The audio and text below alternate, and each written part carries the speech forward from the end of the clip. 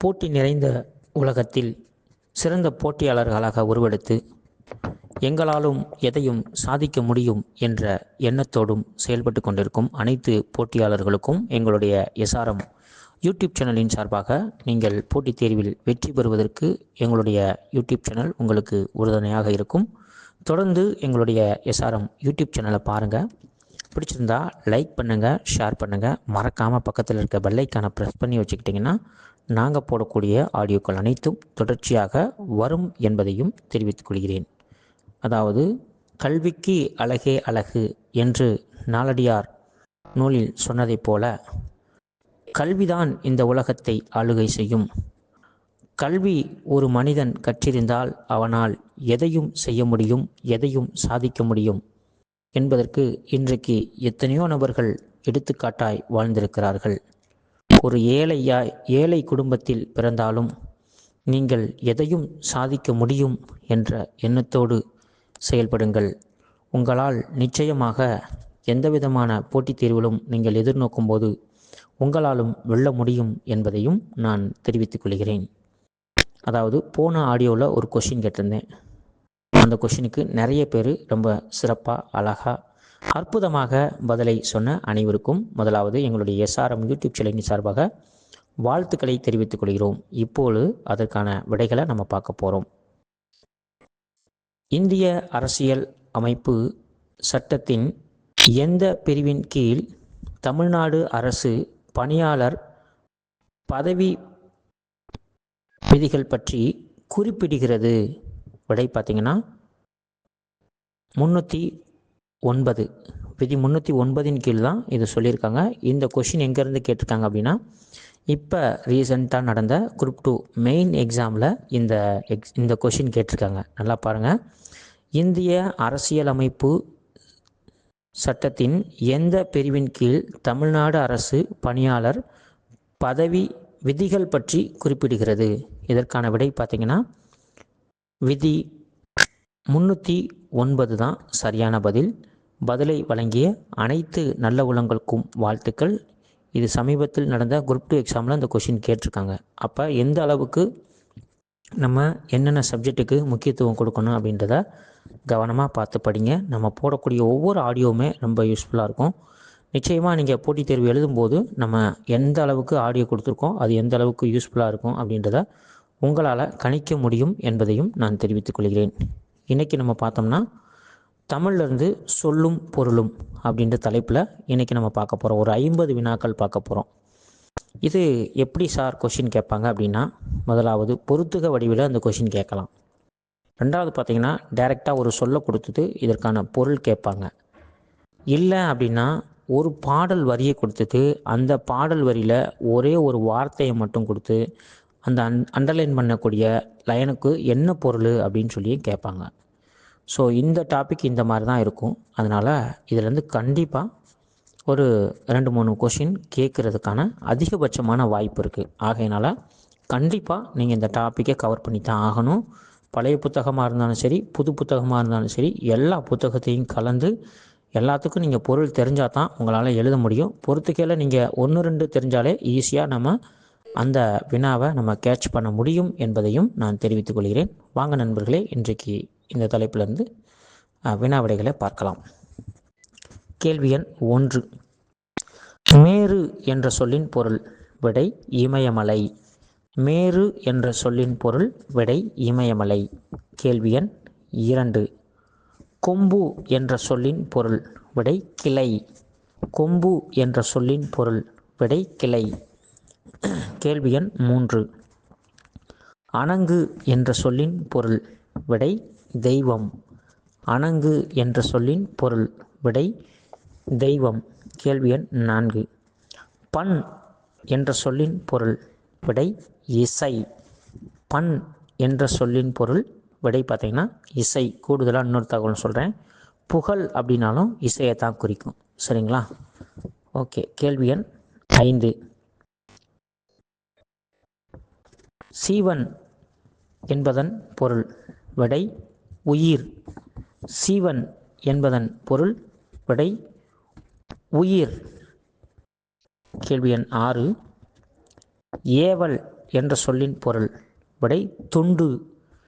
ஏவல் என்ற சொல்லின் பொருள் விடை துண்டு. கேள்வி எண் 7. பார் என்ற சொல்லின் பொருள் விடை உலகம். பார் என்ற சொல்லின் பொருள் விடை உலகம். கேள்வி எண் 8. வேலம் என்ற சொல்லின் பொருள் விடை ஆண் யானை. வேலம் என்ற சொல்லின் பொருள் விடை ஆண் யானை. இந்த கொஷின் அடிக்கடி கேட்டிருக்காங்க. அதே மாதிரி பிடி அப்படின்னா பெண் யானை அப்படின்னு பொருள். சரிங்களா? வேலம்னா ஆண் யானை, பிடி என்ற சொல்லின் பொருள்னு கேட்டாங்கன்னா பெண் யானை அப்படின்றத நீங்கள் கவனமாக போட்டுருங்க. ஓகே. கேள்வி எண் 9. சித்தம் என்ற சொல்லின் பொருள் விடை உள்ளம். சித்தம் என்ற சொல்லின் பொருள் விடை உள்ளம். கேள்வி எண் 10. பலனம் என்ற சொல்லின் பொருள் விடை நீர்மிக்க வயல். பலனம் என்ற சொல்லின் பொருள் விடை நீர்மிக்க வயல். அதே மாதிரி கழனி என்ற சொல்லின் பொருள்னு கேட்டாங்கன்னா வயல். ஸோ கழனி என்ற சொல்லின் பொருள்னாலும் வயலை தான் குறிக்கும். சரிங்களா? ஓகே. கேள்வி எண் 11. செற்றம் என்ற சொல்லின் பொருள் விடை சினம். செற்றம் என்ற சொல்லின் பொருள் விடை பார்த்திங்கன்னா சினம். கூடுதலாக சொல்கிறேன், வெகுளி அப்படின்னாலும் சினத்தை தான் குறிக்கும். சரியா? வெகுளி என்று சொல்லாலும் சினம்தான். அடுத்து கொஸ்டின் நம்பர் 12. கழனி என்ற சொல்லின் பொருள் விடை வயல். கழனி என்ற சொல்லின் பொருள் விடை வயல். கேள்வி எண் 13. வெகுளி என்ற சொல்லின் பொருள் விடை சினம். வெகுளி என்ற சொல்லின் பொருள் விடை சினம். கேள்வி எண் 14. மண்ணீட்டாளர் என்ற சொல்லின் பொருள் விடை சிற்பி. மண்ணீட்டாளர் என்ற சொல்லின் பொருள் விடை சிற்பி. கேள்வி எண் 15. தண்டருள் என்ற சொல்லின் பொருள் விடை குளிர்ந்த கருணை. தண்டருள் என்ற சொல்லின் பொருள் விடை குளிர்ந்த கருணை. கேள்வி எண் 16. தார் என்ற சொல்லின் பொருள் விடை மாலை. நல்லா கவனிங்க, மாலைன்றதில் நிறையா இருக்குது. தொடைனாலும் மாலையை தான் குறிக்கும், தாமம் அப்படின்னாலும் மாலையை தான் குறிக்கும். சரிங்களா? தார் என்ற சொல்லின் பொருள் விடை மாலை. தாமம்னாலும் எதை குறிக்கும்? மாலையை தான் குறிக்கும். தொடை அப்படின்னாலும் எதை குறிக்கும்? மாலையை தான் குறிக்கும். ஸோ இதெல்லாம் அடிக்கடி கேட்டிருக்காங்க, அதனால் கவனமாக பார்த்துக்குங்க. ஓகே. கேள்வி எண் 17. வெறி என்ற சொல்லின் பொருள் விடை மனம். வெறி என்ற சொல்லின் பொருள் விடை மனம். அதே மாதிரி கந்தம் என்ற சொல்லின் பொருள்னாலும் மனத்தை தான் குறிக்கும், மனம். சரியா? 3 சொல்லினா மனம். கேள்வி எண் 18. தோம் என்ற சொல்லின் பொருள் விடை குற்றம். தோம் என்ற சொல்லின் பொருள் விடை குற்றம். கேள்வி எண் 19. நிறை என்ற சொல்லின் பொருள் விடை மேன்மை. நிறை என்ற சொல்லின் பொருள் விடை மேன்மை. கேள்வி எண் 20. கான் என்ற சொல்லின் பொருள் விடை காடு. கான் என்ற சொல்லின் பொருள் விடை காடு. கேள்வி எண் 21. அலர் என்ற சொல்லின் பொருள் விடை மலர்தல். அலர் என்ற சொல்லின் பொருள் விடை மலர்தல். கேள்வி எண் 22. பொருதகர் என்ற சொல்லின் பொருள் விடை ஆட்டுக்கடா. பொருதகர் என்ற சொல்லின் பொருள் விடை ஆட்டுக்கடா. கேள்வி எண் 23. கூகை என்ற சொல்லின் பொருள் விடை கோட்டான். கூகை என்ற சொல்லின் பொருள் விடை கோட்டான். கேள்வி எண் 24. இடும்பை என்ற சொல்லின் பொருள் விடை துன்பம். இடும்பை என்ற சொல்லின் பொருள் விடை துன்பம். ஸோ இதெல்லாம் அப்படியே குறள் வரி கொடுத்து கேட்டிருக்காங்க, கவனமாக பார்த்துக்கணும். சரிங்களா? ஓகே. அடுத்து கேள்வி எண் 25. விரை என்ற சொல்லின் பொருள் விடை மனம். விரை என்ற சொல்லின் பொருள் விடை மனம். கேள்வி எண் 26. ஒள்ளியவர் என்ற சொல்லின் பொருள் விடை அறிவுடையோர். ஒள்ளியவர் என்ற சொல்லின் பொருள். விடை அறிவுடையோர். கேள்வி எண் 27.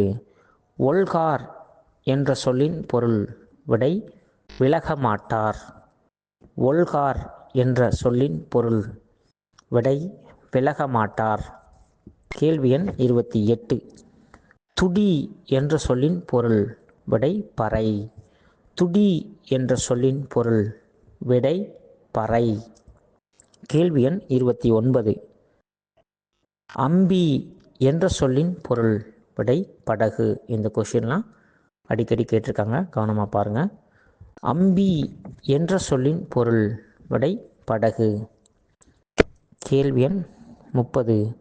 உகிர் என்ற சொல்லின் பொருள். விடை நகம். உகிர் என்ற சொல்லின் பொருள். விடை நகம். கேள்வி எண் 31. விழுப்பம் என்ற சொல்லின் பொருள். விடை சிறப்பு. விழுப்பம் என்ற சொல்லின் பொருள். விடை சிறப்பு. கேள்வி எண் 32. ஒட்ட என்ற சொல்லின் பொருள். விடை பொருந்த. ஒட்ட என்ற சொல்லின் பொருள். விடை பொருந்த. கேள்வி எண் 33. இகல் என்ற சொல்லின் பொருள். விடை பகை. இகல் என்ற சொல்லின் பொருள். விடை பகை. கேள்வி எண் 34. எயிறு என்ற சொல்லின் பொருள். விடை பல். எயிறு என்ற சொல்லின் பொருள். விடை பல். கேள்வி எண் 35. சீத்தையர் என்ற சொல்லின் பொருள். விடை கீழானவர். சீத்தையர் என்ற சொல்லின் பொருள். விடை கீழானவர். கேள்வி எண் 36. செருணர் என்ற சொல்லின் பொருள். விடை பகைவர். செருணர் என்ற சொல்லின் பொருள். விடை பகைவர். கேள்வி எண் 37. தாருகன் என்ற சொல்லின் பொருள். விடை அரக்கன். தாருகன் என்ற சொல்லின் பொருள். விடை அரக்கன். கேள்வி எண் 38. அமலன் என்ற சொல்லின் பொருள். விடை குற்றமற்றவன். அமலன் என்ற சொல்லின் பொருள். விடை குற்றமற்றவன். அதே மாதிரி மாசர அப்படின்னாலும் குற்றமில்லாதவன் அப்படின்னு அர்த்தம். மாசர அப்படின்னா குற்றமில்லாதவன் அப்படின்னு அர்த்தம். சரிங்களா, பார்த்துக்குங்க. அடுத்து கேள்வி எண் 39. ஆழி என்ற சொல்லின் பொருள். விடை தேர் சக்கரம். ஆழி என்ற சொல்லின் பொருள். விடை தேர் சக்கரம். கேள்வி எண் 40. நாவாய் என்ற சொல்லின் பொருள். விடை படகு. ஸோ இந்த கொஷினும் கேட்டிருக்காங்க. நாவாய் என்ற சொல்லின் பொருள். விடை படகு. கேள்வி எண் 41. இறைஞ்சி என்ற சொல்லின் பொருள். விடை வணங்கி. இறைஞ்சி என்ற சொல்லின் பொருள். விடை வணங்கி. கேள்வி எண் 42. ஏசா என்ற சொல்லின் பொருள். விடை பழியில்லாத. ஏசா என்ற சொல்லின் பொருள். விடை பழியில்லாத. கேள்வி எண் 43. தேரா என்ற சொல்லின் பொருள். விடை ஆராயாத. தேரா என்ற சொல்லின் பொருள். விடை ஆராயாத. கேள்வி எண் 44. செற்றம் என்ற சொல்லின் பொருள். விடை கருவு. நல்லா பாருங்கள், செற்றம்ன்றது ஏற்கனவே ஒரு டைம் பார்த்துருந்தோம், பகைன்னு சொல்லிட்டு. இந்த இடத்துல பாருங்கள், செற்றம் என்ற சொல்லின் பொருள். விடை கருவு. அடுத்து கொஷின் நம்பர் 45. நெடியவன் என்ற சொல்லின் பொருள். விடை ராமன். நெடியவன் என்ற சொல்லின் பொருள். விடை ராமன். கேள்வி எண் 46. பன்னவன் என்ற சொல்லின் பொருள். விடை லக்குவன். பன்னவன் என்ற சொல்லின் பொருள். விடை லக்குவன். கேள்வி எண் 47. குஞ்சி என்ற சொல்லின் பொருள் விடை தலைமுடி. குஞ்சி என்ற சொல்லின் பொருள் விடை தலைமுடி. கேள்வி எண் 48. பரிவு என்ற சொல்லின் பொருள் விடை இரக்கம். பரிவு என்ற சொல்லின் பொருள் விடை இரக்கம். கேள்வி எண் 49. முறுவல் என்ற சொல்லின் பொருள் விடை புன்னகை. முறுவல் என்ற சொல்லின் பொருள் விடை புன்னகை. இறை என்ற சொல்லின் பொருள் விடை தலைவன். இறை என்ற சொல்லின் பொருள் விடை தலைவன். ஓகே நண்பர்களே, இந்த ஆடியோ பிடிச்சிருந்தா லைக் பண்ணுங்கள், ஷேர் பண்ணுங்கள். மறக்காமல் உங்களுடைய கமெண்ட்ஸை சொல்லுங்கள். நம்ம இது வரைக்கும் போட்டிருந்த இந்த சொல்லும் பொருளாம் பழைய பாடப்புத்தகம் மற்றும் புதிய பாடப்புத்தகத்திலேருந்து ரொம்ப முக்கியமான வினாக்கள் எடுத்து கொடுத்துருக்கோம். ஸோ இது ரொம்ப உங்களுக்கு பயனுள்ள வகையில் இருக்கும் என்று நாங்கள் நிச்சயமாக நம்புகிறோம். இன்றைக்கு உங்களுக்கான ஒரு கேள்வி காத்திருக்கிறது. அதற்கு நீங்கள் தெரிஞ்சால் மறக்காமல் கமெண்ட்ஸில் உங்களுடைய பதிலை சொல்லுங்கள். அதுக்கடுத்து போடக்கூடிய நாங்கள் ஆடியோவில் அதற்கான விடை அறிவிக்கப்படும் என்பதையும் தெரிவித்துக் கொள்கிறேன். அதாவது ஹவுடதம் என்ற சொல்லின் பொருள் என்ன? ஹவுடதம் என்ற சொல்லின் பொருள் என்ன என்ற கேள்விக்கு சரியான பதிலை சொல்லுங்கள். நிச்சயமாக அதற்கான விடைகள் வரக்கூடிய ஆடியோவில் அறிவிக்கப்படும் என்பதையும் தெரிவித்துக் கொள்கிறோம். நன்றி. Thank you very much.